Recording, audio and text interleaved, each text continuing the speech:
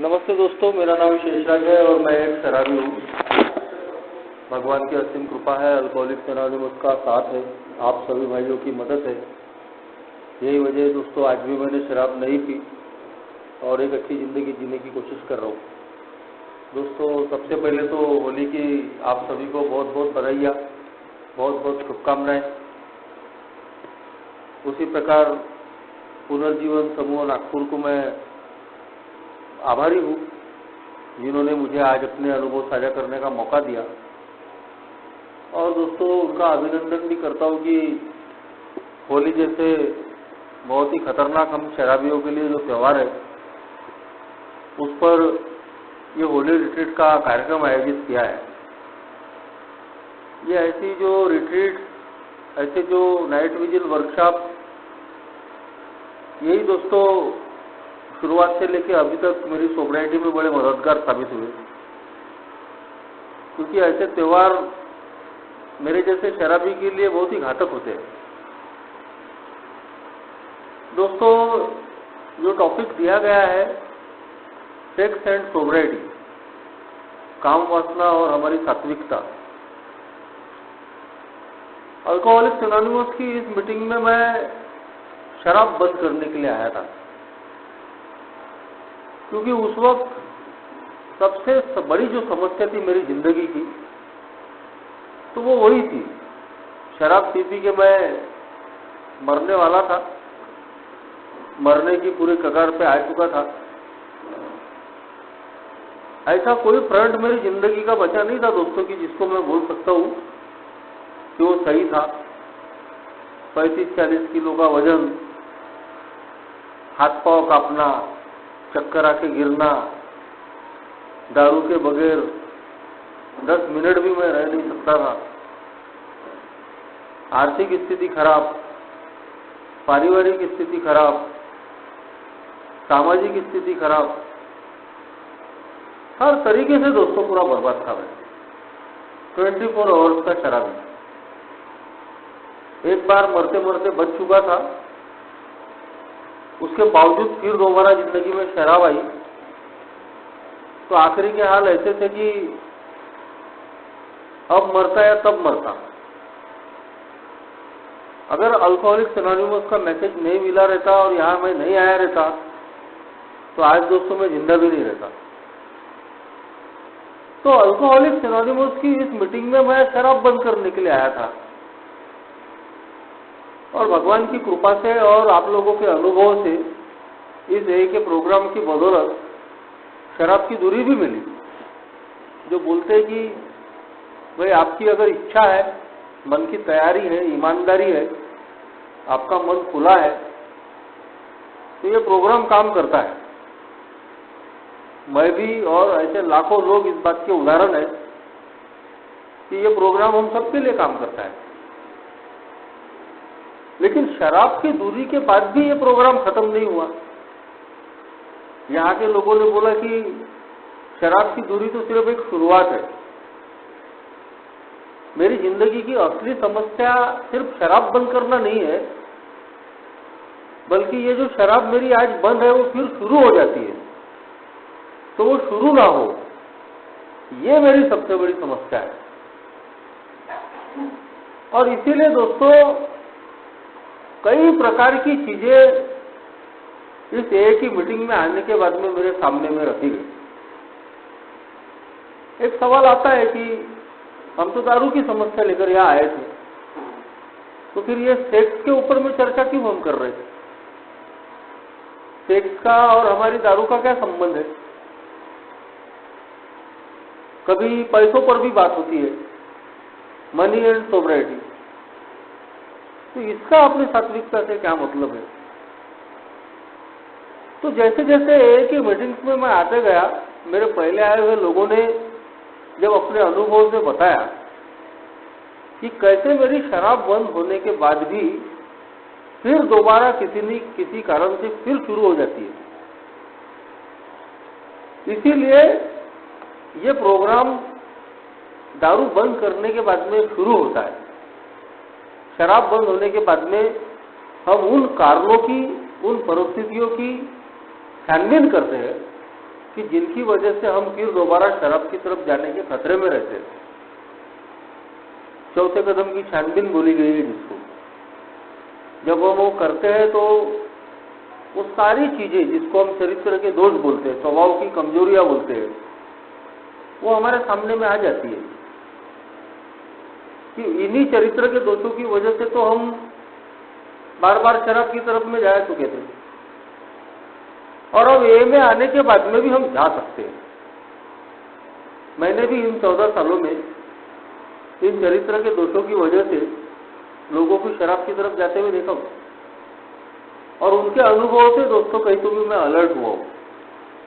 तो जो कई प्रकार के चरित्र के दोष है, कभी मेरा घमंड मुझे दारू पिला सकता है, कभी मेरे अंदर की जो लालच है, कभी इजी मनी के चक्कर में, सट्टा लैटरी जुए के चक्कर में फंस के, 2 नंबर के काम में फंस के मैं फिर दोबारा दारू पी सकता हूँ।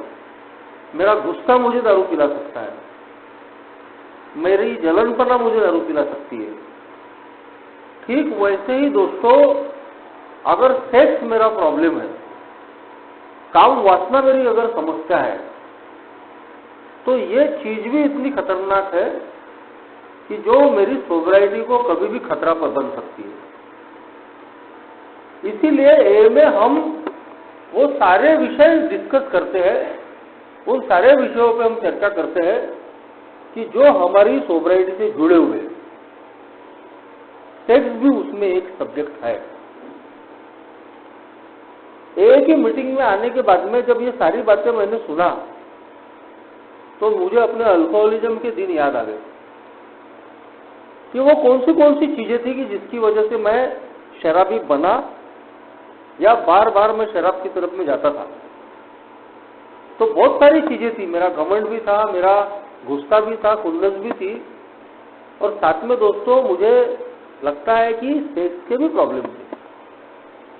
मैं कुंवारा था, शादी नहीं हुई थी, ए में आने के बाद शादी हुई, जवान था, जैसी सब में भावनाएं होती है मेरे अंदर भी है, होती है। और मैंने ये महसूस किया, याद किया कि कैसे दोस्तों मैं काम वासना में तड़पता था। और हमारी सोसाइटी एक ऐसी सोसाइटी है कि जहां आसानी से हमको अपनी फीलिंग एक्सप्रेस करने को नहीं मिलता। हमारे अंदर जो भावनाएं हैं, हम बहुत सरल तरीके से, आसान तरीके से उसको बाहर नहीं कर सकते, और इसीलिए कहीं तो भी हम अपने अंदर के अंदर ही खेलते रहते हैं। तो वो चीजें मैंने महसूस किया। साइकियाट्रिस्ट बोलते हैं कि अपनी काम वासना को आप जितना दबाओगे उतना वो और उछाल मारती है। उसके लिए हम कई अलग अलग तरीके अपनाते हैं। मैंने भी वो तरीके अपनाया।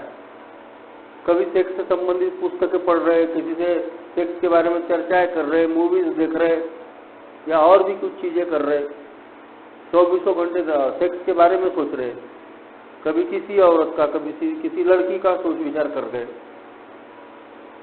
अपनी इच्छाएं जब पूरी नहीं हो रही है, तो जो अंदर से हम बेचैन हो जाते हैं, तो कहीं तो भी उसको सही करने के लिए भी नशे का सहारा लेना पड़ता है। आज साइकियाट्रिक लोग, डॉक्टर लोग बोलते हैं कि जो यंग जनरेशन है उनमें नशे का जो प्रमाण बढ़ा है, तो उसमें पहले भी और आज भी सेक्स की भावना बहुत बड़ी रोल पर अदा करती है। तो मैं खुद अपने आप को मानता हूं कि मेरा शराबीपन बढ़ाने में, मुझे बार बार शराब की तरफ लेके जाने में सेक्स का बड़ा रोल था। काम वासना मेरे अंदर में थी और वो बिल्कुल उफान पे थी। ये सारे जो इंस्टिंक्ट है दोस्तों, जिसको प्रवृत्तियां बोलते हैं, नैसर्गिक प्रवृत्ति, ये भगवान ने दी है, ईश्वर ने दी है, प्रकृति ने दी है, सब में ही दी है। इंसान में भी दी है और जानवरों में भी दी है। लेकिन इंसान को बुद्धि भी दी है जिसका वो दुरुपयोग करता है। जानवर 24 घंटे सेक्स के बारे में नहीं सोचता, लेकिन भगवान ने जो तर्क बुद्धि मुझे दी है, तो मैंने उसका उपयोग सेक्स को भी मनोरंजन का बनाने के लिए कर दिया। जबकि सही मायने में देखा जाए तो निसर्ग ने हमारी जो इंसानी कौम है वो बढ़ती रहे, उसका प्रजोत्पादन होते रहे, उसके लिए ये चीजें दी गई थी। लेकिन हमने अपनी बुद्धि से उसको भी मनोरंजन का एक साधन बना दिए, तो वहां तक भी ठीक है। लेकिन एक ही बिग बुक में अपने 12 कदम 12 परंपराओं की जो पुस्तक है, चौथे कदम में वो डिटेल में लिखा गया है।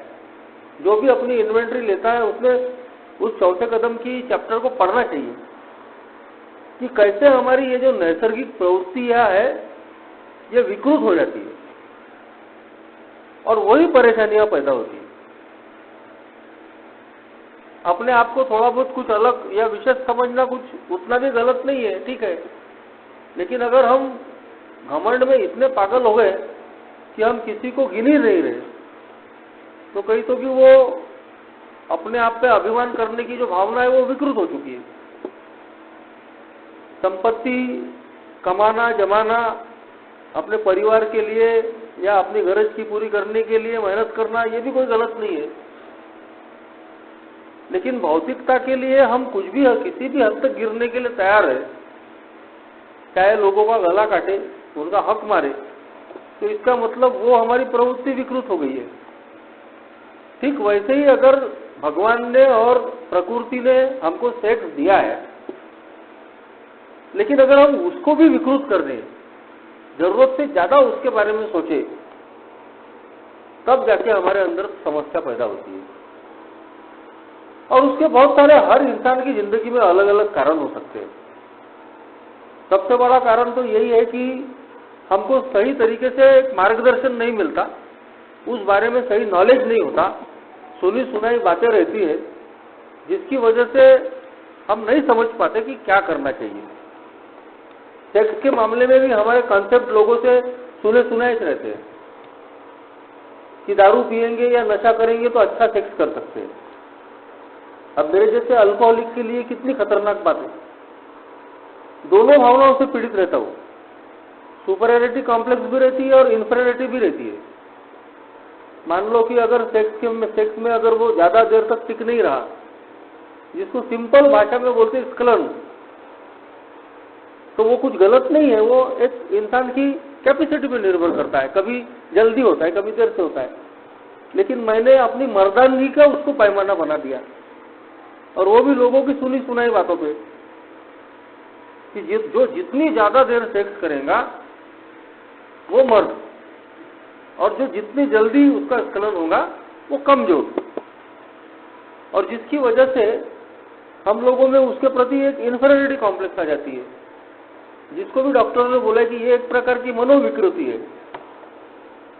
दूसरा सुपरियरिटी कॉम्प्लेक्स वाला है कि मेरे जैसा तो सेक्स कोई कर ही नहीं सकता, अपन तो बाद घंटा घंटा पर नहीं छोड़ दे। अब उसने जिंदगी का एक मकसद ही बना लिया, और वैसा आदमी मोर सेक्स के चक्कर में इतना पागल हो जाता है कि एक से उसको काम ही नहीं चलता, और चाहिए और चाहिए। अगर वो दूसरी औरतों के पास नहीं जाता है तो अपनी औरत का जीना हराम कर देता है। उसको 24 घंटे एक ही काम रहता है, बस उसके मन में जब आया, मेरे मन में आया और मैंने कुत्ता काट के खाया। आगे वाले की भावनाओं को भी नहीं देखने का कुछ नहीं। जो बोलते हैं भारत के बारे में कि यहाँ शादीशुदा औरतों से भी रेप होते हैं, यानी एक पति ही अपनी पत्नी से रेप करता है। मर्जी कम होती है और हमारी मनमानी ज्यादा होती है। लेकिन दोस्तों, भारतीय सभ्यता में एक बहुत अच्छा शब्द यूज किया गया है, समभोग, जिसका मतलब किसी शेरर ने या कहीं से तो भी मैंने सुना था कि ये जो समभोग है उसका मतलब है कि जो भी ये सेक्स की प्रक्रिया कर रहे हैं तो दोनों की सम्मति से होना चाहिए, ये वन वे नहीं होना चाहिए, तो मजा नहीं आएगा उसमें। वो तो एक प्रकार का बलात्कार ही हो गया, चाहे वो अपनी बीवी से ही क्यों ना हो। अगर उसकी इच्छा नहीं है, उसकी परिस्थितियां नहीं है, सिर्फ मैं अपनी भूख को मिटाने के लिए, अपनी मानसिक तृप्ति के लिए, आगे वाले का बगैर ख्याल किए सिर्फ पानी गिराने के लिए ही ये काम कर रहा हूं, तो इसका मतलब साफ है कि मैं मनमानी कर रहा हूं। मेरी जो वासना है वो विकृत हो चुकी है, उसमें किसी प्रकार का समाधान और सेटिस्फेक्शन नहीं मिलता। तो ये जो दोनों चीजें हैं दोस्तों, मेरे जैसे अल्कोहलिक के लिए घातक है। अगर मेरे मन में यह विचार बैठ गया कि ज्यादा देर तक सेक्स करना ही मर्दानगी है, तो मैं उसको करने के लिए फिर तुक्के अपनाऊंगा, सुन लूंगा लोगों से कि यार थोड़ा सा पैक मारे ना तो अच्छा सेक्स होता है। अब वो मेरे जैसे अल्कोहलिक के लिए घातक है। चाहे तुम किसी भी तरीके को कोई भी नशा कर लो, एक अल्कोहलिक थोड़ी सी पी के तो रह ही नहीं सकता। फिर तुम गांजे से शुरू करो या अफीम से शुरू करो, देसी से शुरू करो या बियर से शुरू करो, अल्कोहलिक अल्कोहलिक है। अगर वो मोर सेक्स के चक्कर में अनैतिक संबंधों में फंसता है तो वहां भी एक न एक दिन तकलीफ में आ सकता है, और तकलीफ में घिर गया तो फिर शायद दारू का अड्डा ही याद आने वाला है। तो इन 14 सालों में मैंने ऐसे भी लोग देखे हैं, बीवी है, बच्चे हैं, सब कुछ है, उसके बावजूद ये जो लस्ट है, इसके चक्कर में एक ही व्यक्ति ने 3-3, 4-4 बार सोब्राइटी गवाई है। हाल यहां तक कि वो शुक्रवारी तालाब नागपुर में 6 महीना फुटपाथ पर रह रहा है, भिखारियों के साथ में खा रहा है, जबकि मालिक का दिया हुआ सब है। ऐसा गुण है कि जब भी सोबर होता था 2-4-6 महीने में ही उसकी सब रिकवरी अच्छी हो जाती थी, लेकिन जैसा ही रिकवर हो गया कि ये सेक्स का कीड़ा जाग जाता था, फिर और कोई नई तलाश लेता था, फिर वापस उसी चक्कर में फंस के फिर दारू के अड्डे पे। तो मैंने दोस्तों औरों के भी अनुभव से सीखा और अपने भी अनुभव से सीखा। बहुत ही क्लियरली लिखा गया है बिग बुक में, जो हाउ इट वर्क्स का चैप्टर 5 है बिग बुक में, कि ऐसा कोई दुनिया में व्यक्ति नहीं है कि जिसको सेक्स की समस्या नहीं है। और वर्डिंग इतनी खतरनाक है कि अगर कोई ये दावा कर रहा है कि उसको सेक्स की समस्या ही नहीं है, तो इसका मतलब ये तो नहीं कि वो इंसान ही नहीं है। यानी हर इंसान को, हर औरत को सेक्स की समस्याएं है, अलग अलग तरीके की, कई प्रकार की अलग अलग चीजें होती है। और उसके लिए जरूरी नहीं है, अगर मेरा सेक्स विकृत हो चुका है तो इसका मतलब ये भी जरूरी नहीं है कि मैं किसी से फिजिकल रिलेशनशिप ही कर रहा हूं। मैं सिर्फ अगर सोच भी रहा हूं उसके बारे में तो भी वो विकृति बन चुकी है। 24 घंटे सेक्स के बारे में सोचना या जरूरत से ज्यादा उन्हीं चीजों का ख्याल करना, कोई लड़की दिख रही, औरत दिख रही तो मन से उसके पीछे पीछे चले जाना, उसका ही ख्याल करते रहना, कल्पना विलास बोलते हैं इमेज को, कल्पना विलास। वो वास्तविकता में नहीं होता वो, लेकिन हम मन के मन में ही वो ख्याली पुलाव चलते रहता। सारी हीरोइनें एक एक करके हमारे बिस्तर पे आ जाती है, हकीकत कुछ नहीं रहता। तो ये एक, इसका मतलब ये है कि मेरी ये जो भावना है वो विकृत हो चुकी है। तो हमारी सोब्राइटी के लिए दोस्तों ये चीजें घातक है। मेरी असली प्रेफरेंस जो है, मेरा फर्स्ट प्रेफरेंस सोब्राइटी। सोब्राइटी क्यों फर्स्ट? क्योंकि मैं सोबर रहूंगा तो जिंदा रहूंगा, और जिंदा रहूंगा तो दुनियादारी है। तो जिंदा रहने के लिए सोबर रहना जरूरी है, और अपनी सोब्राइटी को टिकाने के लिए ही दोस्तों ए में इन सारे चीजों की चर्चा होती है। इसीलिए ये मैटर हमसे जुड़ा हुआ है, कभी भी हमारा घात हो सकता है। मैं खुद महसूस करता हूं कि चाहे मैं कितनी भी बड़ी बातें करूं या कितना भी अच्छा ऐसा दिखाने की कोशिश करूं कि मैं पाक साफ हूं, अंदर के अंदर ये विचार पीछा नहीं छोड़ते, क्योंकि मैं भी इंसान हूं और इस पे हमको निरंतर वाच रखना पड़ता है। ये चीजें कब हमको अपनी गिरफ्त में लेगी इसकी कोई गारंटी नहीं है। अपने चरित्र के दोषों को जान के उनको लगातार उन पर नजर रखनी पड़ती है। कई ए के मेंबरों ने शेयर किया है कि ए की सोब्राइटी में वो और कॉन्फिडेंस आ जाता है कि कई सालों की सोब्राइटी के बाद में भी इस चक्कर में हम फंस सकते हैं। मैं खुद एक जगह फंसते फंसते बचा, लेकिन मेरा ऐसा कोई कांटेक्ट नहीं हुआ, लेकिन इन चीजों में मजा आता है और हमको ऐसा लगता है कि हम मैनेज कर लेंगे, घर वाली भी संभाल लेंगे, बाहर वाली भी संभाल लेंगे, सोब्राइटी का कॉन्फिडेंस। लेकिन हम ये भूल जाते हैं दोस्तों कि ये मैनेज नहीं हो पाता। तो मैंने भी 7 साल की सोब्राइटी में किसी ऐसे ही अपोजिट सेक्स के चक्कर में आ गया था। मेरी कभी मुलाकात नहीं हुई, कुछ नहीं हुई, लेकिन मैसेज टू मैसेज ही बातें चल रही थी और मुझे अच्छा लग रहा था। वो कई महीने महीने वो चलाया वो काम। मेरी वाइफ को नहीं मालूम था ये चीज, उसने कभी देखा भी नहीं, सोचा भी नहीं। लेकिन क्या मैं अपनी वाइफ से बेईमानी नहीं कर रहा था? मैं अपने आप को बहुत महान समझ रहा था कि देखो मैं सबसे छुपा के ये काम कर रहा हूं। लेकिन मैं ये भूल गया था कि मैं एक आध्यात्मिक प्रोग्राम पे हूं। पूरी दुनिया से तो मैं छुपा लूंगा, मैं अपने आप से छुपा रहा हूं क्या? और वो काम करते वक्त सीधा सीधा नियम है आध्यात्मिकता का कि कोई भी गलत काम करोगे तो मन की शांति जाने वाली है। अंदर से आप अशांत रहने वाले हो, डरे हुए रहने वाले हो, हमेशा डर रहेगा गलत काम करने के बाद कि मेरा काम पकड़ा तो नहीं जाएगा। अंदर से तनावग्रस्त रहेंगे। हमारी आध्यात्मिकता खराब हो गई। जबकि एक का प्रोग्राम बोलता है कि अल्कोहलिज्म एक ऐसी बीमारी है, उससे अगर बचना है तो हमारी स्पिरिचुअल कंडीशन ठीक रहनी चाहिए। स्पिरिचुअल कंडीशन ठीक रहने का मतलब क्या है? जिस समय मैं नकारात्मक विचारों से दूर रहता हूँ, अपने चरित्र के दोषों से दूर रहता हूँ, तब मेरी आध्यात्मिक स्थिति अच्छी रहती है। जब मैं घमंड से भरा हूँ, खुन्नस से, गुस्से से भरा हूँ, जलन से भरा हूँ, काम वासना से भरा हुआ हूँ, तो तब मेरी आध्यात्मिक स्थिति कैसे ठीक रहेगी? और पहले विचार ही आते हैं और यही विचार बाद में हमको एक्शन करने लगाते हैं। सेक्स के मामले में भी वही है। और अगर ओवर कॉन्फिडेंस में अभी इतना ही विचार आ रहा है कि चलो यार ऊपर आगे वाले से लाइन मिल रही है, थोड़ा बातचीत ही कर लेंगे, क्या बिगड़ता है? लेकिन वो बातचीत जब बढ़ती है तो वो एक ऐसी नैसर्गिक प्रक्रिया है कि कब हमको चपेट में लेगी कोई गारंटी नहीं। तो मैंने भी 7 साल की सोब्रिटी में वो महसूस किया कि जो मैसेज टू मैसेज जो बातें थी वो यहां तक पहुंची कि मैं फिर मिलने के लिए तड़पने लगा। कल्पना विलास में चले गए कि यार मिलना चाहिए, फिर ऐसा होगा, फिर ये करेंगे, फिर वो करेंगे। वो तो अच्छा हुआ कि मैं लगातार एक टच में था, बाकी लोगों के भी अनुभव ये मैं देख रहा था करके मैं अलर्ट हो गया और बहुत जल्दी रुक गया। नहीं तो मेरे साथ में भी कभी भी कुछ भी हो सकता है। तो कहीं तो भी दोस्तों मेरे चरित्र के दोष और मेरी भावनात्मक कमजोरी, यह हमारी भावनात्मक कमजोरी का मामला है। ए में आने के बाद में पता चलता है कि हम भावनात्मक रूप से कमजोर तो है ही है, भावनात्मक रूप से हम बीमार भी है, इमोशनली सिक।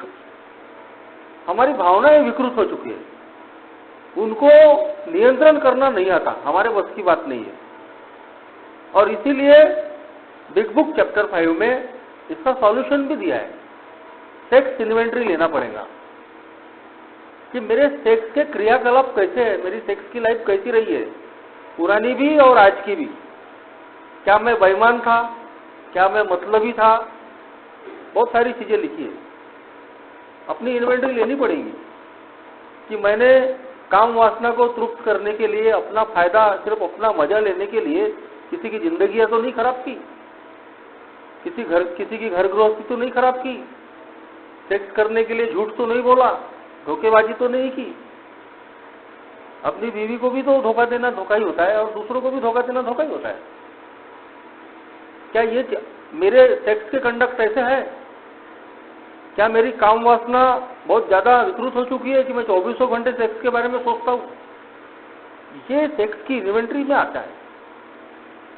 और उसके और सॉल्यूशन दिए है कि मेरी बदौलत इन चीजों से नहीं निकल सकता। अगर मुझे अपनी तीव्र काम वासना से पीड़ित, जो मेरी विकृत काम वासना से अगर मुझे बचना है, तो मुझे मेरे से पावरफुल ताकत या जो भी मेरी समझ की उच्च शक्ति ईश्वर है उसकी मदद लेनी पड़ती है, उसको ही प्रार्थना करनी पड़ती है। जैसा शराब के मामले में हम कमजोर थे तो शराब से बचने के लिए हमने भगवान से प्रार्थना की है, वैसे ही दोस्तों अगर सेक्स के विचार मेरे पे हावी हो रहे, काम वासना मेरे से संभल नहीं रही, तो वहां भी सॉल्यूशन वही है कि अपनी छानबीन करूं कि मेरी सेक्स कंडक्ट कैसी है, काम वासना के बारे में मेरे विचार विकृत है कि ठीक है। और अगर मुझे लग रहा है कि गलत है तो मैं अपनी सोब्रिटी को फर्स्ट रखूं, भगवान से मदद मांगू कि भगवान मुझे आज के दिन इन चीज़ों से बचा, मुझे मेरी स्थिति जो है आध्यात्मिक रूप से ठीक रख। तो जब हम अपनी सोब्राइटी को फर्स्ट प्रेफरेंस देते हैं, तो चाहे सेक्स का प्रॉब्लम हो, मनी प्रॉब्लम हो या और कोई भी प्रॉब्लम हो, उन पर काम करने के लिए हम हमेशा तैयार होते हैं।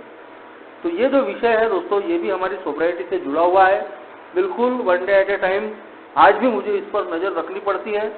मैं कभी इसको हल्के में नहीं ले सकता कि अभी इतने साल की सोब्राइटी हुई बॉस, अब तो मैं संत बन गया हूँ, अब तो मैं लोगों को ज्ञान बांटता हूँ, तो मेरे हाथ से कभी गलती हो ही नहीं सकती, या ऐसा हो ही नहीं सकता।